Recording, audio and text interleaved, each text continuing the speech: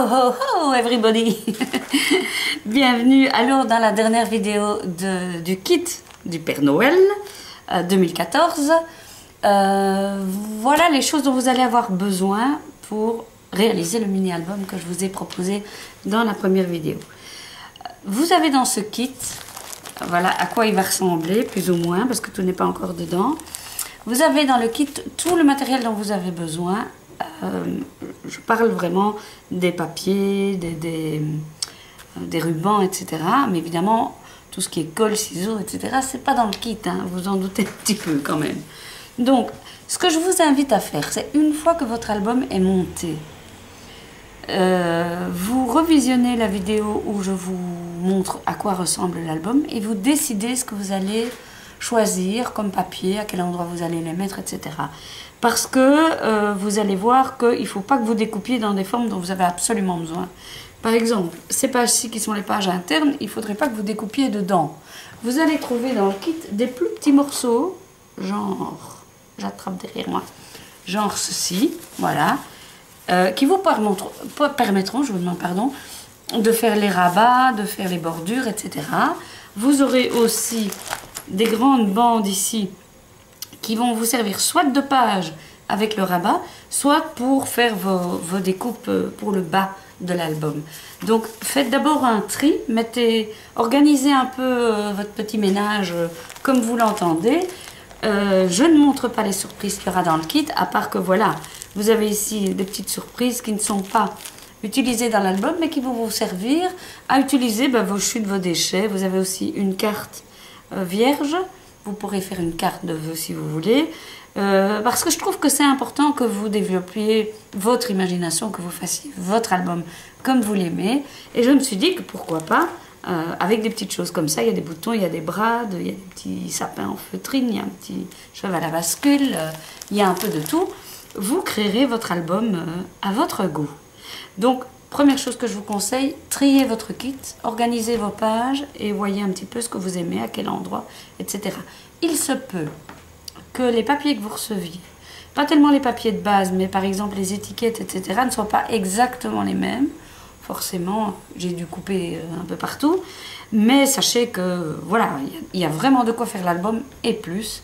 Donc je vous invite à faire votre petit tri perso et à organiser votre album comme vous l'aimez. Je serais d'ailleurs impatiente de voir ce que vous allez faire avec tout ça. Voilà. Alors, on va commencer par les adhésifs. J'en ai un petit peu parlé dans la vidéo de montage. Ce que vous pouvez utiliser, c'est ceci pour le montage. J'en ai déjà parlé parce que c'est comment dirais-je, un adhésif qui tient très très fort. Vous pouvez utiliser ceci, d'ailleurs, je vous invite à utiliser une colle blanche liquide, sans solvant bien sûr, avec un embout fin, pour appliquer tous les petits détails, les petits cœurs, bon, pour les tout fins détails. Alors là, je vous invite à avoir un stylo colle. Alors celui-ci, moi je l'aime particulièrement bien, parce que, au contraire du Two-Way Zip Glue Pen que je vous ai déjà montré, celui-ci a une bille. Et donc vous pouvez, quand vous devez coller par exemple, quand vous devez coller ceci, voyez, quelque chose de super fin comme ça, vous pouvez vraiment déposer des petits points je sais pas si vous voulez, voilà, vous pouvez déposer des petits points et franchement ça colle super bien et ça fait pas de crasse. Donc, ça, indispensable, ou alors vous travaillez avec un tout fin pinceau et de la colle blanche, à vous de voir. Pour coller les pages internes maintenant, vous avez ceci qui est très très bien, ou celui de chez, où il est, voilà, celui de chez Emma qui est très bien aussi. Vous avez le double face, là, moi je l'achète, je crois que je paye 50 centimes le rouleau, c'est chez Wibra, comme on dit en Belgique. Je ne sais pas si ça existe chez vous, mais franchement, il est super, il tient très très bien. Et enfin, pour mettre des petites choses en relief, mais n'en mettez pas trop, sinon votre album il va être comme ça et il va s'abîmer très vite à la manipulation. C'est la mousse 3D. J'en ai utilisé, mais peu. Franchement, très peu. Donc, c'est pas obligatoire. Mais voilà tous les adhésifs qui peuvent convenir. Oui, je pense que j'ai tout dit. Oui, ça, c'était les adhésifs. Voilà, maintenant on va passer aux outils de coupe, découpe. Donc une paire de ciseaux, vous savez bien que j'aime bien ceux-ci parce qu'ils sont en téflon. Il y a d'autres marques qui font des ciseaux téflon, je viens de voir ça il n'y a pas longtemps chez mon papetier. J'aime bien parce que quand vous coupez de la mousse 3D ou du double face, comme c'est du téflon, ça ne s'accroche pas et ça ne laisse pas des traces, des sales traces qui font qu'après vos ciseaux, ils accrochent partout. Donc une paire de ciseaux indispensable. Ici un appareil pour faire des trous. Après voilà, moi j'ai celui-ci, vous pouvez avoir une simple pince à main ou utiliser un des trous d'une perforatrice de bureau. Voilà, il faut un appareil à trous pour passer le ruban de la couverture. Voilà. Ici, moi j'ai fait 2 trous dans ma bande de papier et j'ai passé le ruban dedans. Donc voilà pourquoi je l'ai utilisé. À part ça, non. À part ça, c'est juste pour ça. Donc vous pouvez aussi faire avec un poinçon et une mousse. Il suffit d'avoir quelque chose qui va vous permettre de faire un trou pour passer le ruban. Alors j'ai utilisé aussi une perforatrice de coin pour faire des coins arrondis. Là aussi, il existe des simples perforatrices à main. Donc à vous de voir ce que vous avez et si vous avez envie ou pas d'avoir des coins arrondis. À vous de voir. Le massicot, alors là, c'est vrai que c'est pas vraiment indispensable, mais ça aide quand même pour découper vos bandes, franchement. Alors un petit truc, parce qu'il y en a qui m'ont dit qu'ils avaient du mal avec le massicot. Quand vous mettez votre papier, donc vous le calez bien ici en bas ou là-bas en haut, comme vous voulez, mais vous le calez bien pour qu'il soit vraiment d'équerre. Et là, une fois que vous l'avez calé, bien, vous rabattez ça, vous le recalez encore une fois, et là, pour être sûr de votre coup, vous balancez légèrement la lame, attendez, voilà, balancez légèrement vers la gauche, tout légèrement, et puis vous coupez. Jusqu'au bout. Comme ça, vous êtes sûr d'avoir une découpe qui va être bien droite. Parce que parfois, simplement dans le petit goulet qui est là, il se peut que votre lame, en Belgique, on dit elle wiggle-waggle. Elle va de travers. Donc, si vous la tenez basculer à gauche ou à droite, vous êtes sûr que vous allez vraiment tracer droit. Ça, c'est une petite astuce pour être sûr de tracer droit. Ça, franchement, c'est un outil. Si vous ne l'avez pas, c'est pas grave. Mais à la longue, si vous commencez vraiment à faire du scrap et devenir accro, je vous assure que vous allez vraiment bien vous en servir. Et prenez peut-être un, si vous n'en avez pas, avec un bras extensible comme ici. Comme ça, vous pouvez découper une page de scrap 30-30 sans problème avec cet outil-là. Je l'aime beaucoup celui-là. Surtout qu'il a une large plaque, je ne sais pas comment dire, avec des repères. Par exemple, quand j'ai découpé pour vous les pages A5, eh bien, je me mettais là-dessus. J'avais vraiment le bon coin là, pile poil. Bon, ici c'est déjà coupé. Hein, bon. Et c'est vraiment nickel. Franchement, il est super. Et quand vous partez, vous pouvez aussi verrouiller le rabat ici avec le petit verrou qui est là au bout. Donc franchement, celui-là, c'est celui que je préfère. Vraiment, vraiment. Bon, je fais pas de pub, mais si jamais vous en cherchez un qui est bien, plutôt que de faire 36 achats inutiles, celui-là est vraiment bien. Comme autre outil de découpe, j'ai ceci. Alors, c'est une perfo 3/4 de pouce, 18,2 mm, j'ai écrit dessus pour m'en souvenir.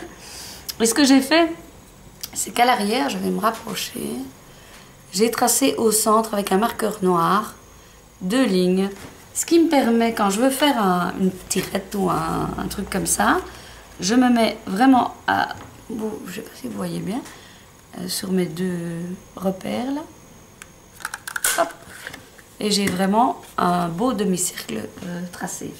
Pourquoi je m'en suis servi? Eh bien, c'est pour faire les petits flocons. Je prends le papier et je reviens vers vous. Alors, comment est-ce que j'ai fait mes petits flocons? Ben, j'ai simplement pris mon papier comme ceci. J'ai mis ma perfo autour d'un flocon. Voilà. Et voilà. Et donc, j'ai mon petit flocon, vous savez, mon petit fil conducteur de l'album. Et bien, voilà. Ce que j'aime quand on achète un kit complet comme ça d'une collection de papier, c'est vraiment d'aller jusqu'au bout de tout ce qu'on peut faire avec les papiers. D'utiliser jusqu'au dernier petit morceau pour créer des choses. Je trouve ça vraiment amusant de se lancer des petits défis comme ça en disant qu'est-ce que je vais pouvoir faire avec ça. Et franchement, vous pouvez aller bien loin. Vous savez que la collection est en harmonie et que vous allez pouvoir créer. Ici aussi, regardez, vous avez un papier avec des petits bonshommes de neige, il vous reste qu'une bandelette. Eh bien, vous pouvez très bien, rebelote, vous centrez la tête de votre petit copain là, hop là. Et vous avez de quoi faire un petit embellissement. Si vous prenez par exemple une perfo au diamètre supérieur, eh bien, simplement, vous avez votre rond d'une autre couleur. Vous mettez ceci avec une petite mousse 3D, vous avez un embellissement tout prêt, tout fait. C'est quand même super pratique et on utilise alors le papier jusqu'à sa substantique moelle, comme j'aime le dire. Voilà, donc ça, c'était les outils de découpe. On en vient maintenant aux outils de traçage et de pliage. Alors, pour le traçage, je vous ai montré l'équerre Aristo, que j'aime vraiment bien. C'est un investissement parce que c'est pas gratuit ce bazar-là. Moi, je crois que je l'ai payé aux alentours de 12 €. Mais je vous assure que je m'en sers constamment. Surtout qu'il y a il y a aussi des repères pour tracer à angle droit, à 45 degrés, etc. Franchement, c'est aidant. Si vous ne savez pas quoi vous faire offrir à Noël, ben, ça a l'air un peu sot comme cadeau, mais je vous jure que vous en aurez un. Je vous jure. Là que je jure maintenant. Je vous assure que vous en aurez un bon usage. Un autre outil que j'ai trouvé aux États-Unis, parce que ici je ne l'ai pas encore trouvé. Alors, je ne sais pas, peut-être qu'en France, vous pouvez en trouver, mais j'ai dû commander chez Simon System. C'est l'équerre de traçage. Alors, le pratique, c'est que vous allez toujours tracer d'équerre aussi. Si c'est un T, ça s'appelle un T, oui, forcément, voilà. Et là, moi, je m'en sers quand je dois, par exemple, faire un tracé sur une grande page. Par exemple, les petits rabats bleus, là, qui ont servi à l'intérieur de l'album. C'était une grande feuille de canson de 50 sur 70 que j'ai dû découper. Donc, ce que j'ai fait, je me suis servi de l'équerre pour être sûre de couper droit. Même chose quand vous devez plier, ça peut vous aider aussi. Et honnêtement, ou alors si vous aimez que ce que vous collez dans votre album soit super aligné, ça va vous aider vachement. Franchement, c'est un outil qui vaut la peine aussi. Ça, c'est un autre outil de traçage. Et enfin, le dernier, mais c'est le fameux bone folder, comme on appelle ça. Moi, j'en ai un de chez Martha Stewart, mais c'est une pure question de coquetterie, je vous avoue, parce qu'il y en a d'autres qui sont très bien aussi. Mais je l'aimais bien parce qu'il était rose et qu'il y avait des petits strass. Et comme je l'utilise beaucoup, je me suis dit, bon, je peux bien faire une petite folie parce qu'il n'est pas bon marché. Je l'ai acheté sur Amazon, pas en France ni en Belgique. Tout du moins pas à ma connaissance. Peut-être que maintenant ça existe. Je l'adore. Pour tout ce qui est pliage, marquage, etc. Franchement, je l'aime beaucoup. Voilà. Alors, on va arriver maintenant à tout ce qui est tamponnage. Enfin, je veux dire, les tampons dont vous aurez besoin, ce sont des petits cadeaux que je vous fais, que j'ai tamponnés pour vous. Mais je vous donne une petite astuce quand vous êtes face à une collection de papier et que vous voulez tamponner des petites choses vous-même. J'arrive. Ceci, maintenant, pour le tamponnage, fait référence à une vidéo dont je vais vous mettre le lien en dessous de cette vidéo. Quand j'ai une collection de papier qui me plaît, et très souvent, c'est ce que je fais, j'achète un kit complet. Comme ça, je suis sûre que je suis dans l'harmonie des couleurs. J'aime bien de trouver des encres dans celles que j'ai qui correspondent aux couleurs de mes papiers.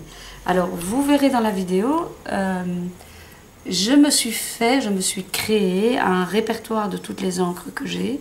Et figurez-vous que j'ai encore envie d'en commander. Vous voyez le coup, hein? C'est un peu une maladie, je crois. En attendant, j'étais très contente parce que en trifouillant dans mes encres et en les mettant comme ça près du papier, j'ai trouvé deux couleurs qui allaient vraiment bien. Regardez celle-ci, c'est vraiment la couleur qui match, comme on dit.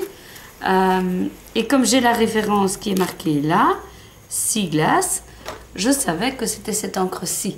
Donc je l'ai prise dans ma collection. Pour ce qui est du bleu plus soutenu, parce que je cherchais du bleu en fait.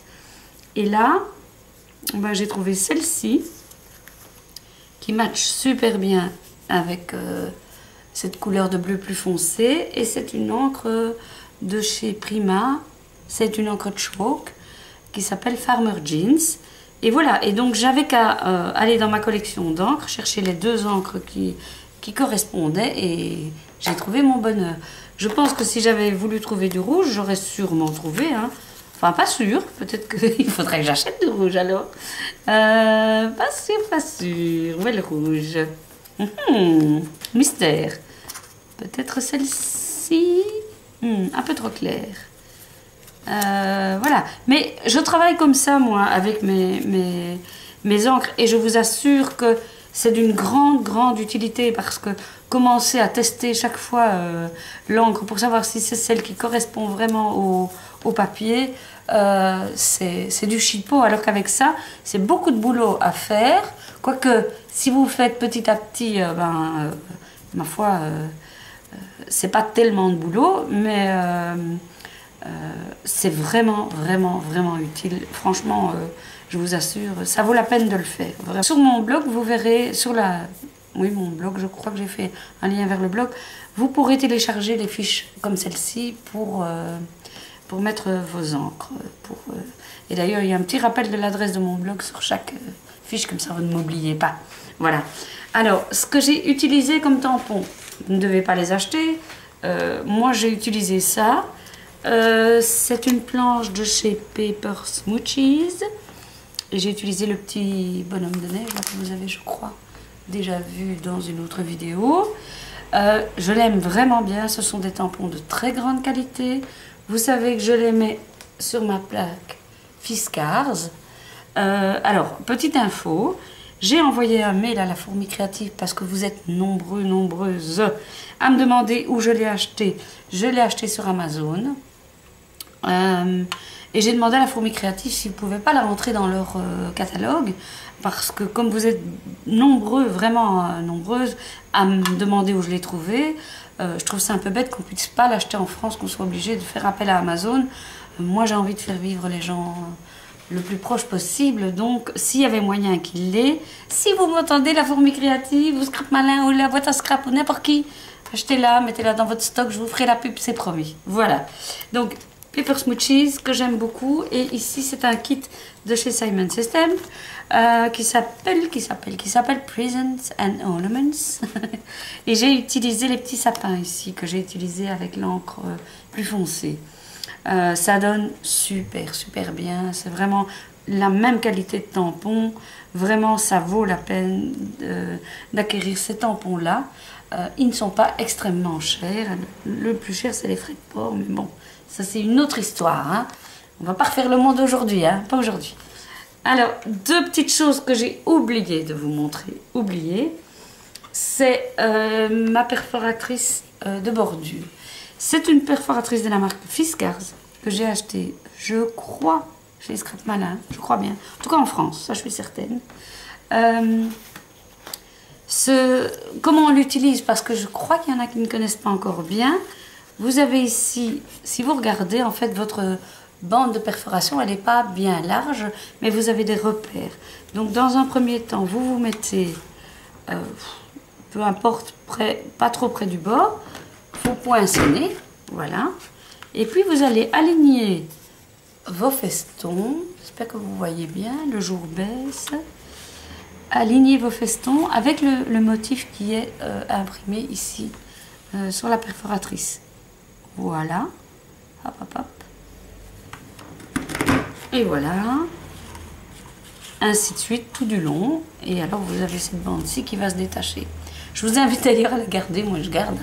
Parce que regardez, c'est juste une bonne largeur pour mettre des petites bandes de mise en relief. C'est génial. Donc ça, précieux.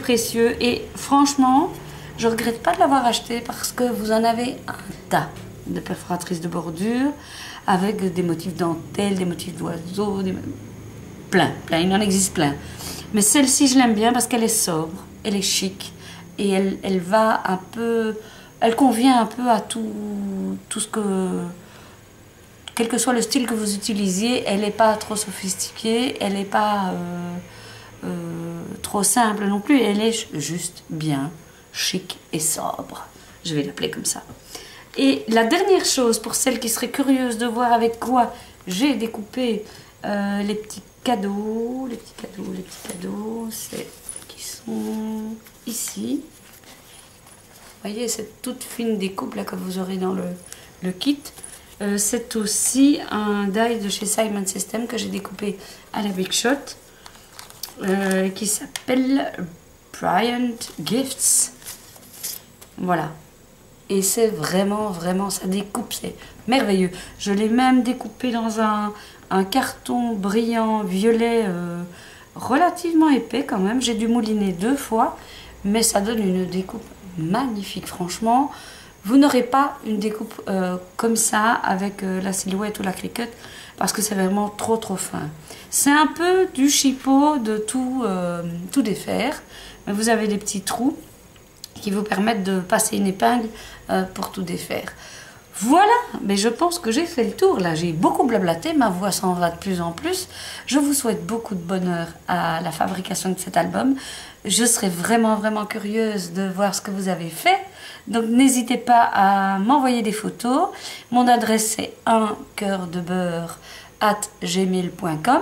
Je l'écrirai dans la barre d'infos. Et vraiment, envoyez-moi vos photos.